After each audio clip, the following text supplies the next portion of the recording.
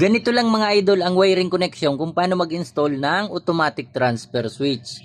Dito nakalagay sa normal power yung naka-priority. At dito naman sa nakalagay na R, ibig sabihin nito ay reserve power. Dito nakalagay yung sa kuryente nyo sa bahay. Pero nakadepende pa rin yan sa inyo kung alin yung gagawin yung priority. Pwede rin gawin yung priority yung kuryente nyo.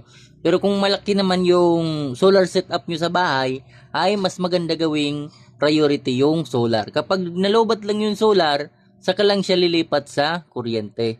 Ngayon, itry natin kung paano gumagana ito. Try natin yun sa kuryente. Pagdating dito sa baba ay naka-parallel connection lang ito. Pwede kayong kumuha dito, ito na yung papunta sa load nyo sa inyong bahay o kaya naman pwede rin dito. Ngayon iyon natin yung sa solar. Dapat kapag inon ko to ay magta-transfer siya dito kasi siya yung naka-priority. Kahit mag-burn out ay hindi yan magta-transfer. Magta-transfer lang yan kung halimbawa nalubat yung solar nyo. At kapag halimbawa na-charge na naman yung solar, automatic naman siyang maglilipat.